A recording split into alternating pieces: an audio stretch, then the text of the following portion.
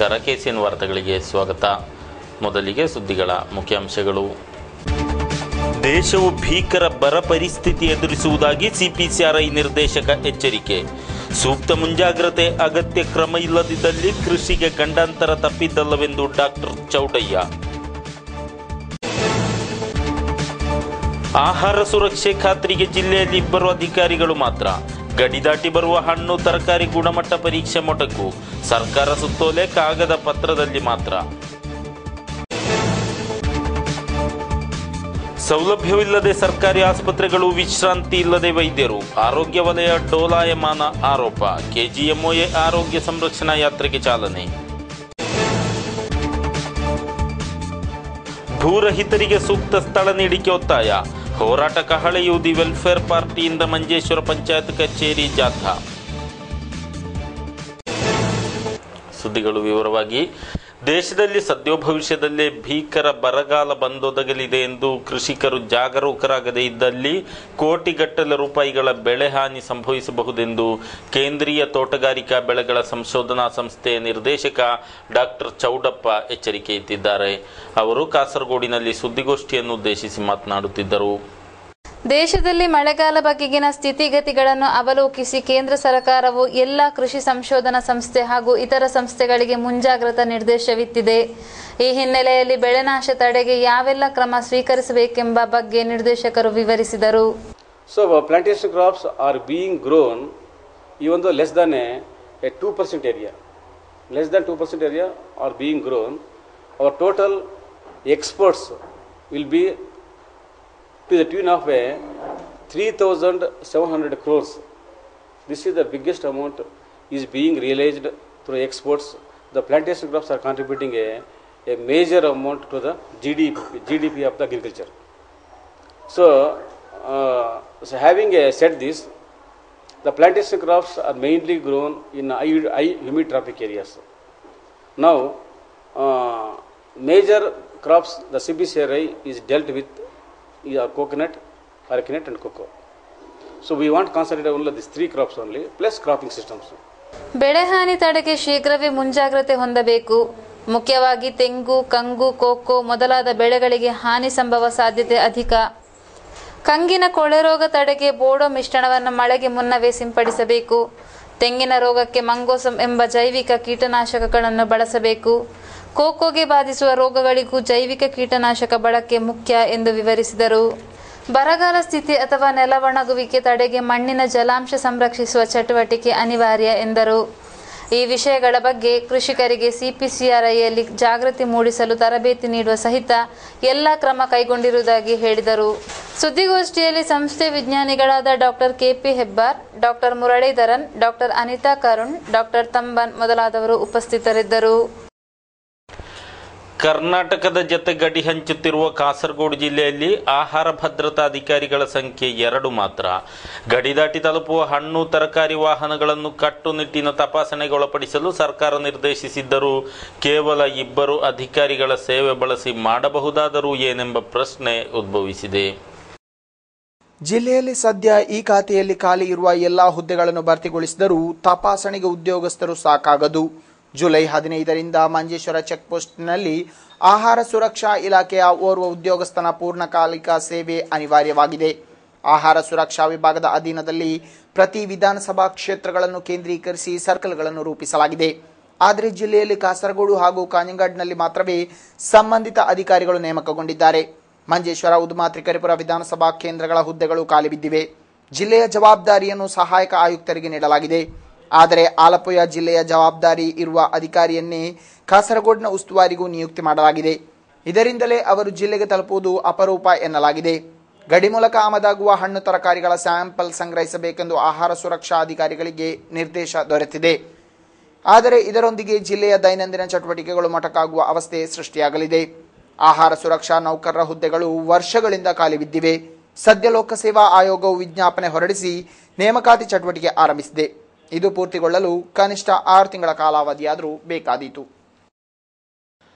ಸರ್ಕಾರಿ ಆರೋಗ್ಯ ವಲಯದ ಸಂರಕ್ಷಣೆಗಾಗಿ ಕೇರಳ ಸರ್ಕಾರಿ ವೈದ್ಯಾಧಿಕಾರಿಗಳ ಅಸೋಸಿಯೇಷನ್ ನೇತೃತ್ವದಲ್ಲಿ ಸಾರ್ವಜನಿಕ ಆರೋಗ್ಯ ಸಂರಕ್ಷಣಾ ಯಾತ್ರೆ ಕಾಸರಗೋಡಿನಿಂದ ಪ್ರಯಾಣ ಹೊರಟಿದೆ.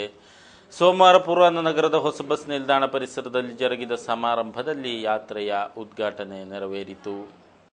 ಜಾಥಾ ನಾಯಕಿ ಡಾಕ್ಟರ್ ಪ್ರಮೀಳಾ ದೇವಿ ಅವರಿಗೆ ಧ್ವಜ ಹಸ್ತಾಂತರಿಸುವ ಮೂಲಕ ಕೇರಳ ವಿಜ್ಞಾನ ಸಾಹಿತ್ಯ ಪರಿಷತ್ತು ಅಧ್ಯಕ್ಷ ಡಾಕ್ಟರ್ ಕೆಪಿ ಅರವಿಂದನ್ ಅವರು ಯಾತ್ರೆಗೆ ಚಾಲನೆ ಇತ್ತರು.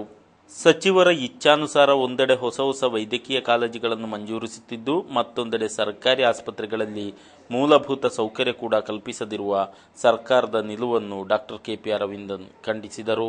മറ്റുള്ള ഇന്ത്യൻ സംസ്ഥാനങ്ങളെക്കാളൊക്കെ വളരെ മുന്നിലാണ് നമ്മളിത് പറയാൻ തുടങ്ങിയിട്ട് 2-3 പതിറ്റാണ്ടുകളാണ്. എന്നാൽ സത്യം ഇന്ന് കേരള ആരോഗ്യ മാതൃക ഒരു പഴയ കഥ ആയിരിക്കുന്നു എന്നുള്ളതാണ്. കേരള ആരോഗ്യ മാതൃക എന്ന് പറയുമ്പോൾ നമ്മൾ ഓരോ തവണയും കേരളത്തിലുള്ള മറ്റ് സംസ്ഥാനങ്ങൾ അവിടെയുള്ള നിലവാരം എന്താണെന്ന് നോക്കിയല്ല ഇതിനെപ്പറ്റി പറയുന്നത്. ಜಾಥಾ ಸಂಚಾಲಕ doctor Jitesh, doctor C Abdul Hameed, professor TC Madhav Panicker, Kasaragod press club ಅಧ್ಯಕ್ಷ ಎಂಒ ವರ್ಗೀಸ್ ಮೊದಲಾದವರು ಮಾತನಾಡಿದರು. ಕೆಜಿಎಂಒ ಜಿಲ್ಲಾಧ್ಯಕ್ಷ ಡಾಕ್ಟರ್ ಸುರೇಶ್ ಸ್ವಾಗತಿಸಿದರು. ಉದ್ಘಾಟನೆಯ ಅಂಗವಾಗಿ ಬೀದಿ ನಾಟಕ ಪ್ರದರ್ಶನವೂ ನೆರವೇರಿತು. ವಿವಿಧ ಜಿಲ್ಲೆಗಳ ಮೂಲಕ ಸಂಚರಿಸುವ ಯಾತ್ರೆಯು ಈ ತಿಂಗಳ 30ರಂದು ತಿರುವನಂತಪುರದಲ್ಲಿ ಸಮಾಪ್ತಿಯಾಗಲಿದೆ. ಭೂರಹಿತರಿಗೆ ತಕ್ಷಣ ಭೂಮಿ ನೀಡಬೇಕೆಂದು ಒತ್ತಾಯಿಸಿ ವೆಲ್ಫೇರ್ ಪಾರ್ಟಿ ಆಫ್ ಇಂಡಿಯಾದ ಮಂಜೇಶ್ವರ ಮಂಡಲ ಸಮಿತಿ ನೇತೃತ್ವದಲ್ಲಿ ಮಾರ್ಚ್ ಹಾಗೂ ಧರಣಿ ಮುಷ್ಕರ ನಡೆಸಲಾಯಿತು. ಗ್ರಾಮ ಪಂಚಾಯತ್ ಕಚೇರಿಗೆ ನಡೆದ ಮಾರ್ಚ್ನಲ್ಲಿ ಹಲವಾರು ಮಂದಿ ಭೂರಹಿತರು ಭಾಗವಹಿಸಿದ್ದರು. ಮಂಜೇಶ್ವರಪೇಟೆಯಿಂದ ಪಂಚಾಯತ್ ಕಚೇರಿಗೆ ಜಾಥಾ ಸಾಗಿತು. ಈ ವೇಳೆ ಘೋಷಣೆಗಳು ಮೊಳಗಿದವು. ಬಳಿಕ ಕಚೇರಿ ಮುಂದೆ ನಡೆದ ಧರಣಿಯನ್ನು ಪಕ್ಷದ ರಾಜ್ಯ ಕಾರ್ಯದರ್ಶಿ ರಜಾಕ್ ಪಾಲೇರಿ ಉದ್ಘಾಟಿಸಿದರು. കേരളത്തിൽ കഴിഞ്ഞ 2 വർഷത്തിലധികമായി വെൽഫെയർ പാർട്ടി ഏറ്റെടുത്തിരിക്കുന്ന ഏറ്റവും ശ്രദ്ധേയമായ സമരങ്ങളിലൊന്നാണ് ഭൂരഹിതരെ സംഘടിപ്പിച്ചുകൊണ്ടുള്ള പോരാട്ടം. കേരളത്തിൽ 3.5 ലക്ഷത്തോളം ഭൂരഹിത കുടുംബങ്ങളുണ്ട് എന്നാണ് സർക്കാരിന്റെ കണക്ക്. LDFും UDFും മാറി മാറി ഭരിച്ചിട്ടും ഈ മനുഷ്യർക്ക് എന്തുകൊണ്ട് ഭൂമി ലഭിച്ചില്ല എന്ന് ചോദിച്ചാൽ ಮಂಡಲ ಸಮಿತಿ ಅಧ್ಯಕ್ಷ ರವೀಂದ್ರ ಬ್ರಹ್ಮೇಶ್ವರ ಅಧ್ಯಕ್ಷತೆ ವಹಿಸಿದರು. ಜಿಲ್ಲಾಧ್ಯಕ್ಷ ಸಿ ಅಹಮದ್ ಕುഞ്ഞಿ, ಮೊಯ್ದೀನ್ ಕುഞ്ഞಿ, ಫೆಲಿಕ್ಸ್ ಡಿಸೋಜಾ, ಅಹಮದ್ ಕುಟ್ಟಿ ಮೊದಲಾದವರು ನೇತೃತ್ವ ನೀಡಿದರು. ಬಿಜೆಪಿಯ ಮದ್ದೂರು ಪಂಚಾಯತ್ ಸಮಿತಿ ನೇತೃತ್ವದಲ್ಲಿ ಹಿಂದುಳಿದ ವಿಭಾಗಗಳ ಸಮಾವೇಶ ಹಾಗೂ ವಿದ್ಯಾರ್ಥಿಗಳಿಗೆ ಪುಸ್ತಕ ವಿತರಣಾ ಕಾರ್ಯಕ್ರಮ ನಡೆಯಿತು. ಕಳೆದ ದಿನ ಕೂಡ್ಲಿನ ಗೋಪಾಲಕೃಷ್ಣ ಪ್ರೌಢಶಾಲೆಯಲ್ಲಿ ಸಮಾವೇಶ ಜರುಗಿತು. ಸಮಾವೇಶವನ್ನು ಬಿಜೆಪಿ ರಾಜ್ಯ ಉಪಾಧ್ಯಕ್ಷೆ ಪ್ರಮೀಳಾ ಸಿ ನಾಯಕ್ ಉದ್ಘಾಟಿಸಿದರು.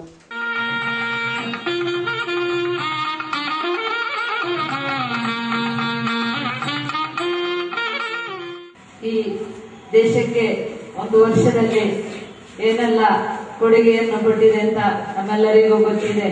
ಆದರೂ ಕೂಡ ನಮ್ಮ ವಿರೋಧ ಪಕ್ಷಗಳು ನಿರಂತರ ಟೀಕೆಯನ್ನು ಮಾಡ್ತಾ ಬಂದಿದೆ. ಕಳೆದ 1 ವರ್ಷದಲ್ಲಿ ನರೇಂದ್ರ ಮೋದಿಜಿಯವರು ಜನಸಾಮಾನ್ಯರಿಗೆ ಬೇಕಾಗಿ ಹಲವಾರು ಯೋಜನೆಯನ್ನು ಕೊಟ್ಟಿದ್ದಾರೆ. ಅದನ್ನು ನಾವು ನಮ್ಮ ಪ್ರದೇಶದಲ್ಲಿ ಜನರಿಗೆ ತಿಳಿಸಬೇಕಾದಂತಹ ಕೆಲಸವನ್ನು ನಾವು ಮಾಡಬೇಕಾಗಿದೆ. ಎಸ್ಸಿ ಎಸ್ಟಿ ಮೋರ್ಚಾದ ಮದ್ದೂರು ಪಂಚಾಯತ್ ಸಮಿತಿ ಅಧ್ಯಕ್ಷ ಸುರೇಶ್ ಕಾಳಿಯಂಗಾಡ ಅಧ್ಯಕ್ಷತೆ ವಹಿಸಿದರು. ಈ ಸಂದರ್ಭದಲ್ಲಿ ಹಿಂದುಳಿದ ವಿಭಾಗಗಳ ಮಕ್ಕಳ ಶಿಕ್ಷಣಕ್ಕೆ ಪ್ರೋತ್ಸಾಹ ನೀಡುವ ಸಲುವಾಗಿ ಮದ್ದೂರು ಗ್ರಾಮ ಪಂಚಾಯತ್ ಅಧ್ಯಕ್ಷ ಕೆ ಮಾಧವ್ ಮಾಸ್ಟರ್ ವಿದ್ಯಾರ್ಥಿಗಳಿಗೆ ಪುಸ್ತಕ ವಿತರಿಸಿದರು. ಬ್ಲಾಕ್ ಪಂಚಾಯತ್ ಸದಸ್ಯರುಗಳಾದ ಎಸ್ ಕುಮಾರ್, ಪುಷ್ಪಲತಾ ಆಳ್ವಾ, ಗ್ರಾಮ ಪಂಚಾಯತ್ ಉಪಾಧ್ಯಕ್ಷ ಸುಜ್ಞಾನಿ ಶಾನ್ಭೋಗ್, ಕೆ ವಿಠಲ ಶೆಟ್ಟಿ, ಮಹಾಬಲ್ ರೈ, ಮೋಹನ ಕಾಳಿಯಂಗಾಡು, ಸಂಜೀವ ಪುಳುಕೂರು, ಉದಯ್ ಕುಮಾರ್ ಮೊದಲಾದವರು ಉಪಸ್ಥಿತರಿದ್ದರು. ಮಟ್ಕಾ ಜುಗಾರಿ ನಿರತ ಇಬ್ಬರನ್ನು ಬಂಧಿಸಲಾಗಿದೆ. ಕುಂಬಳೆ ಕೋಟೆಕಾರನ ಚೆನ್ನಯ್ಯ 51 ಹಾಗೂ ನಾರಾಯಣ ಶೆಣೈ 63 ಬಂಧಿತರು. ಇವರಿಂದ ಆಟಕ್ಕೆ ಬಳಸಿದ್ದ ಹಣವನ್ನು ವಶಪಡಿಸಲಾಗಿದೆ. ಕುಂಬಳೆಪೇಟೆ ಬಳಿ ನಿರ್ಜನ ಪ್ರದೇಶದಲ್ಲಿ ಆಟದಲ್ಲಿ ನಿರತರಾಗಿದ್ದಾಗ ಕಾರ್ಯಾಚರಣೆ ನಡೆದಿದೆ. ಉಪ್ಪಳದ ಸುನ್ನಿಧಾವತಿ ಇಸ್ಲಾಮಿ ಟ್ರಸ್ಟ್ ವತಿಯಿಂದ ಸನ್ಮಾನ ಕಾರ್ಯಕ್ರಮ ಜರುಗಿತು. ಉತ್ತರ ಪ್ರದೇಶದಲ್ಲಿ ಬಹುಕಾಲದಿಂದ ಇಸ್ಲಾಂ ಪಾಂಡಿತ್ಯವನ್ನು ಅಧ್ಯಯನ ನಡೆಸಿ ಮುಫ್ತಿ ಪದವಿ ಹೊಂದಿದ ಉಪ್ಪಳದ ಮೊಹಮ್ಮದ್ ಫಾರೂಕ್ ರಜಾ ಮಿಸಾಹಿ ಅವರನ್ನು ಸನ್ಮಾನಿಸಲಾಯಿತು. ಟ್ರಸ್ಟಿನ ಹಾಜಿ ಹುಸೇನ್ ಅವರ ಅಧ್ಯಕ್ಷತೆಯಲ್ಲಿ ನಡೆದ ಸಭೆಯನ್ನು ಸಂಯುಕ್ತ ಜಮಾತ್ ಅಧ್ಯಕ್ಷ ಅತಾವುಲ್ಲಾ ತಂಗಳ್ ಉದ್ಘಾಟಿಸಿದರು.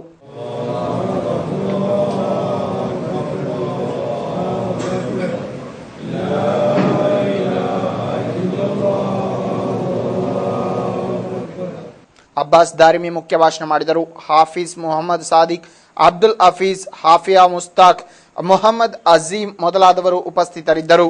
ಮೊಹಮ್ಮದ್ ಫಾರೂಕ್ ರಜಾ ಮಿಸ್ಬಾಹಿ ಅವರು ಶಾಲೆಯ ಹಳೆ ವಿದ್ಯಾರ್ಥಿ ಕೂಡ ಆಗಿದ್ದಾರೆ. ಕರಂದಕ್ಕಾಡು ಶಿವಾಜಿನಗರದಲ್ಲಿ ವಿಶ್ವಕರ್ಮ ಫ್ರೆಂಡ್ಸ್ ಎಂಬ ನೂತನ ಸಂಘಟನೆಯನ್ನು ರೂಪೀಕರಿಸಲಾಯಿತು.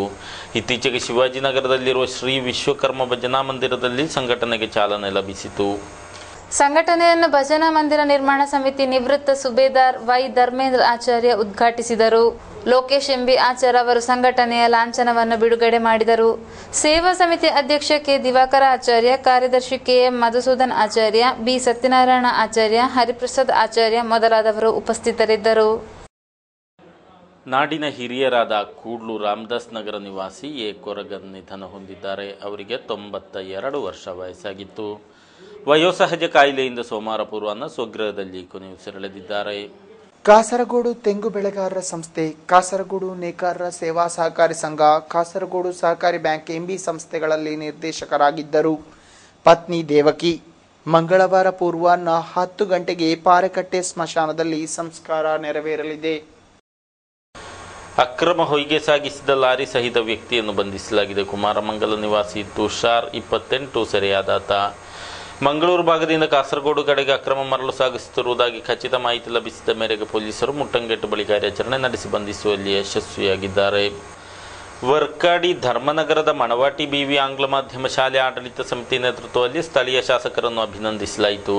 ಶಾಲೆಗೆ ಸರ್ಕಾರಿ ಮಾನ್ಯತೆ ಲಭಿಸಲು ಶ್ರಮವಹಿಸಿದ ಹಿನ್ನೆಲೆಯಲ್ಲಿ ಶಾಸಕ ಪಿಬಿ ಅಬ್ದುಲ್ ರಸಾಕ್ರಿಗೆ ಹೃದಯಂಗಮ ಸನ್ಮಾನ ಮಾಡಲಾಯಿತು. ಪೊಯ್ಯತಬೈಲ್ ಜಮಾತ್ ಅಧ್ಯಕ್ಷ ಅಹಮದ್ ಕುಂಯಿ ಅವರ ಅಧ್ಯಕ್ಷತೆಯಲ್ಲಿ ನಡೆದ ಕಾರ್ಯಕ್ರಮವನ್ನು ಶಂಶುದ್ದೀನ್ ತಂಗಳ್ ಉದ್ಘಾಟಿಸಿದರು. ಅಂಗೀಕಾರ ಲಭ್ಯತೆಗೆ ಯತ್ನಿಸಿದ ಇಬ್ರಾಹಿಂ ಹಾಜಿ ಕಲ್ಲೂರು, ಡಿಎಂಕೆ ಮೊಹಮ್ಮದ್, ಪೊಯ್ಯತಬೈಲ್ ಸಮಿತಿ ನಿಕಟಪೂರ್ವ ಅಧ್ಯಕ್ಷ ಪಿಕೆ ಕುಂಜಹಮದ್ ಮುಸ್ಲಿಯಾರ್ ಅವರನ್ನು ಕೂಡ ಶಾಲ್ ಹೊದಿಸಿ ಸನ್ಮಾನಿಸಲಾಯಿತು.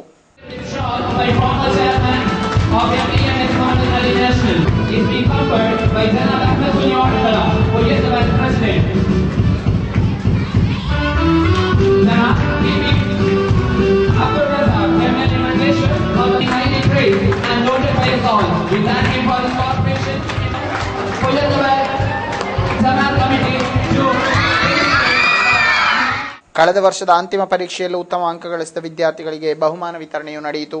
ಮಂಜೇಶ್ವರ ಬ್ಲಾಕ್ ಪಂಚಾಯತ್ ಉಪಾಧ್ಯಕ್ಷ ಹರ್ಷಾದ್ ವರ್ಕಾಡಿ, ಮಮತಾ ದಿವಾಕರ, ಅಹಮದ್ ಕುಂಯಿ, ಸುಂದರ ಮಾಸ್ಟರ್ ಮೊದಲಾದ ಪ್ರಮುಖರು ಉಪಸ್ಥಿತರಿದ್ದರು. ಆಗಂತುಕ ತಂಡ ಯುವಕನಿಗೆ ಹಲ್ಲೆಗೈದ ಪ್ರಕರಣ ದಾಖಲಾಗಿದೆ. ಮಂಜೇಶ್ವರ ಕೆದಂಪಾಡಿ ನಿವಾಸಿ ಜಮ್ಶೀದ್ 19 ಹಲ್ಲೆಗೊಳಗಾದವರು. ಇವರನ್ನು ಕುಂಬಳೆ ಸಹಕಾರಿ ಆಸ್ಪತ್ರೆಯಲ್ಲಿ ದಾಖಲಿಸಲಾಗಿದೆ. ಕಳೆದ ದಿನ ರಾತ್ರಿ ಮಸೀದಿಯಲ್ಲಿ ಪ್ರಾರ್ಥನೆ ಮುಗಿಸಿ ಮರಳುತ್ತಿದ್ದಾಗ ತಂಡ ಹಲ್ಲೆಗೈದಿದೆ ಎಂದು ದೂರಿನಲ್ಲಿ ತಿಳಿಸಲಾಗಿದೆ. ಕೊನೆಯಲ್ಲಿ ಮತ್ತೊಮ್ಮೆ ಸುದ್ದಿಗಳ ಮುಖ್ಯಾಂಶಗಳು. ದೇಶವು ಭೀಕರ ಬರ ಪರಿಸ್ಥಿತಿ ಎದುರಿಸುವುದಾಗಿ ಸಿಪಿಸಿಆರ್ಐ ನಿರ್ದೇಶಕ ಎಚ್ಚರಿಕೆ. ಸೂಕ್ತ ಮುಂಜಾಗ್ರತೆ ಅಗತ್ಯ ಕ್ರಮ ಇಲ್ಲದಿದ್ದಲ್ಲಿ ಕೃಷಿಗೆ ಗಂಡಾಂತರ ತಪ್ಪಿದ್ದಲ್ಲವೆಂದು ಡಾಕ್ಟರ್ ಚೌಡಯ್ಯ. ಆಹಾರ ಸುರಕ್ಷೆ ಖಾತ್ರಿಗೆ ಜಿಲ್ಲೆಯಲ್ಲಿ 2 ಅಧಿಕಾರಿಗಳು ಮಾತ್ರ. ಗಡಿ ದಾಟಿ ಬರುವ ಹಣ್ಣು ತರಕಾರಿ ಗುಣಮಟ್ಟ ಪರೀಕ್ಷೆ ಮೊಟಕು. ಸರ್ಕಾರ ಸುತ್ತೋಲೆ ಕಾಗದ ಪತ್ರದಲ್ಲಿ ಮಾತ್ರ. ಸೌಲಭ್ಯವಿಲ್ಲದೆ ಸರ್ಕಾರಿ ಆಸ್ಪತ್ರೆಗಳು, ವಿಶ್ರಾಂತಿ ಇಲ್ಲದೆ ವೈದ್ಯರು. ಆರೋಗ್ಯ ವಲಯ ಡೋಲಾಯಮಾನ ಆರೋಪ. ಕೆಜಿಎಂಒಎ ಆರೋಗ್ಯ ಸಂರಕ್ಷಣಾ ಯಾತ್ರೆಗೆ ಚಾಲನೆ.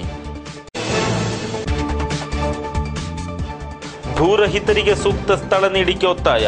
ಹೋರಾಟ ಕಹಳೆಯು ದಿ ವೆಲ್ಫೇರ್ ಪಾರ್ಟಿಯಿಂದ ಮಂಜೇಶ್ವರ ಪಂಚಾಯತ್ ಕಚೇರಿ ಜಾಥಾ. ಇದರೊಂದಿಗೆ ಸುದ್ದಿಗಳ ಈ ಸಂಚಿಕೆ ಮುಕ್ತಾಯವಾಯಿತು. ಮುಂದಿನ ವಾರ್ತೆಗಳೊಂದಿಗೆ ಮತ್ತೆ ಭೇಟಿಯಾಗೋಣ. ವಂದನೆಗಳು.